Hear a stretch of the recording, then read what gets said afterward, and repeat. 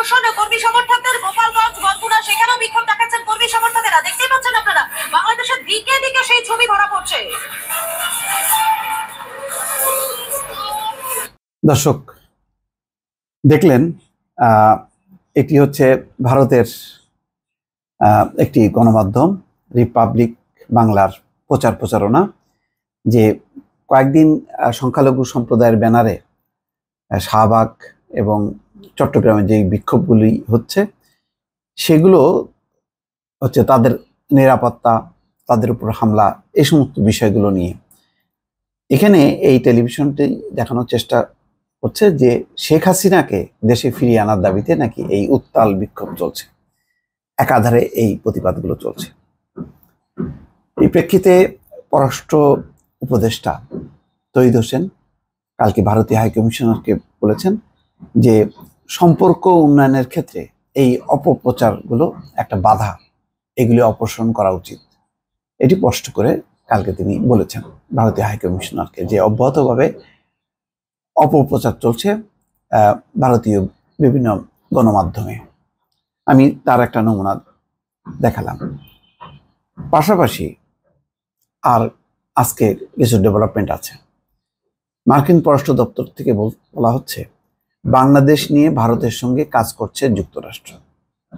অন্যদিকে কংগ্রেসের একজন বিধায়ক বা এমপি তিনি বাংলাদেশের সামরিক পদক্ষেপ নেওয়ার জন্য মোদিকে আহ্বান জানিয়েছে সংখ্যালঘু প্রশ্নে বা বাংলাদেশে বিদ্যমান রাজনৈতিক প্রেক্ষিতে। আর মোদি আজকে তাদের জাতীয় দিবস 15ই আগস্টে বলছেন যে 140 কোটি ভারতীয় বাংলাদেশে হিন্দুদের নিরাপত্তা নিয়ে চিন্তিত। ভাই, এই হচ্ছে অবস্থা। তিনি হচ্ছে হিন্দুদের নিরাপত্তা নিয়ে চিন্তিত।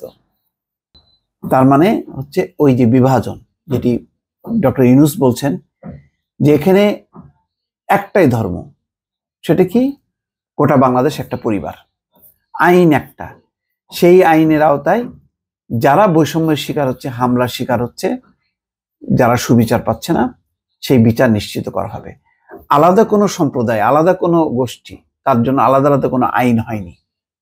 তার মানে সবাইকে সমান চোখে দেখা এবং সবাই মিলেই হচ্ছে বাংলাদেশের একটা পরিবার। এখানে মোদিদের মতন মানুষগুলো মানে বিভাজন করে, তারা হিন্দু আলাদা করে, মুসলিম আলাদা করে। কই, আজকে হিন্দুদের নিরাপত্তা নিয়ে মোদি চিন্তিত, এই মুসলমানদের ব্যাপারে তো চিন্তা কোনোদিন দেখা যায়নি। কিন্তু ভারতের অনেক রাজনৈতিক দল মুসলমানদের উপর যে হামলা হচ্ছে, তাদের নিরাপত্তা যে বিঘ্নিত হচ্ছে, সেই জন্য তারা উদ্বেগ উৎকণ্ঠা প্রকাশ করেছে। আজ পর্যন্ত নরেন্দ্র মোদী বাংলাদেশের সামগ্রিক মানুষের নিরাপত্তা নিয়ে চিন্তা প্রকাশ করলেন না কেন? শুধু হিন্দু কেন? এটাও তো এক ধরনের উস্কানি, মদদ দেয়া। তিনি বলতে পারেন যে রাজনৈতিক পট পরিবর্তনের ফলে বাংলাদেশের বহু মানুষ, নানা ধর্ম বর্ণের মানুষ, তারা হামলা বা নির্যাতনের সম্মুখীন হয়েছে, তাদের নিরাপত্তা নিয়ে আমি চিন্তিত।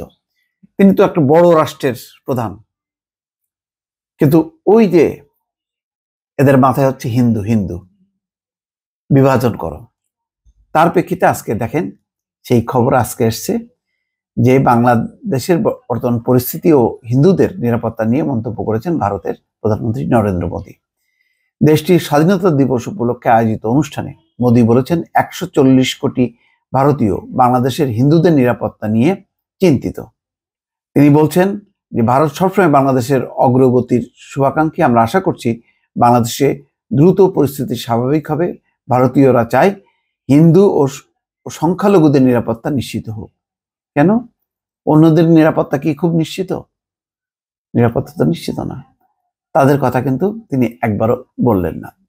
এটাই হচ্ছে মদদ, এবং এই মদদে কিন্তু বলিয়ান হয়ে বাংলাদেশে কি হচ্ছে, কিছু মানুষ একটা মাতম তোলার চেষ্টা করছে হিন্দু হিন্দু বলে, তাদের উপর নির্যাতন। এখানে যখন কি কেউ আওয়ামী লীগ করে বা বিএনপি করে, তখন কি তারা ওই মানে ধর্ম বর্ণ আলাদা করে মানে দল করে? তা তো করে না। অনেক হিন্দু আছে যারা বিএনপি করে, তো বিএনপির যদি কোনো হিন্দু যদি অত্যাচারী হয়, তার যদি বিচার হয় তখন কি বলা হবে যে সেই হিন্দুকে নির্যাতন করা হচ্ছে? তাকে তো বিএনপি হিসাবে ট্রিট করা হবে। আওয়ামী লীগের অনেক হিন্দু আছে যারা গত 15 বছরে রাজনৈতিক নেতা হিসাবে, কর্মী হিসেবে তারা মানুষের উপর অত্যাচার চালায়নি? চালিয়েছে। ছাত্রলীগ, যুবলীগ অনেক হিন্দু ছেলে আছে বা মানুষ আছে। তো তারা যখন কি আক্রান্ত হচ্ছে তখন তারা হিন্দু পরিচয় হবে কেন?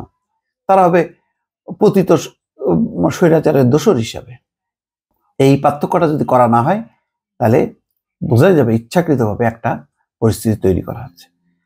দেখেন, বিধায়ক রিজওয়ান আরশাদ তিনি বলছেন, ইকোনমিক টাইমসের প্রতিবেদন, বাংলাদেশের সামরিক পদক্ষেপ নিতে মোদির প্রতি আহ্বান কংগ্রেস বিধায়কের। কি হয়েছে? বাংলাদেশে উত্তাল রাজনৈতিক পরিস্থিতিতে হিন্দু সম্প্রদায়ের উপর নৃশংস হামলা হচ্ছে এমন আশঙ্কার কথা জানিয়ে ভারতের প্রধানমন্ত্রী নরেন্দ্র মোদীকে সামরিক পদক্ষেপ নেওয়ার আহ্বান জানিয়েছেন দেশটির কর্ণাটক রাজ্যের বিধায়ক রিজওয়ান আরশাদ। আল্লাহ জানে, সে একজন মুসলমান হয়ে সেও এই কথা বলছে।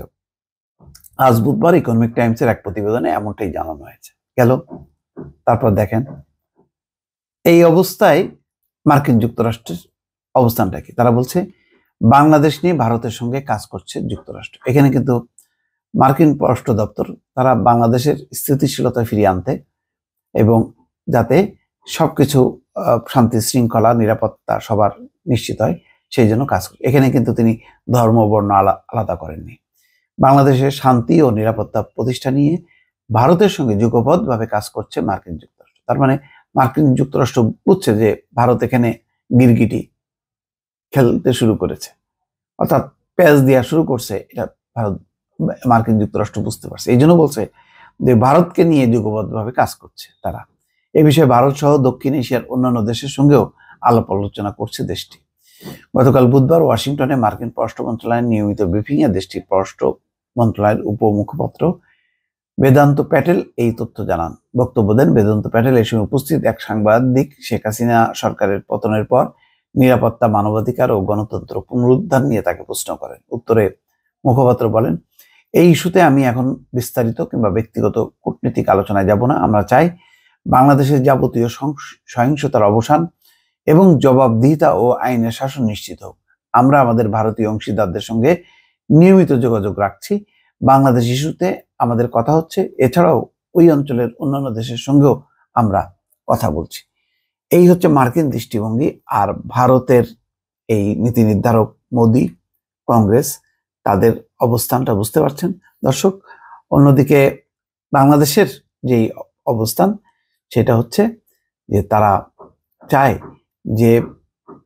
যে কোনো অত্যাচার, নির্যাতন, হামলা এটা কোনো ধর্ম বর্ণ আলাদা করে নয়, সামগ্রিকভাবে সবাই মিলে যাতে এটি সমাধান করা যায় এবং যাতে কোনো হামলার ঘটনা না ঘটে, আইনের শাসন প্রতিষ্ঠা হয়, আইনানুগ যাতে পদক্ষেপ নেওয়া হয়, সেটা হচ্ছে অবস্থান। দর্শক ভালো থাকবেন। আল্লাহ হাফেজ।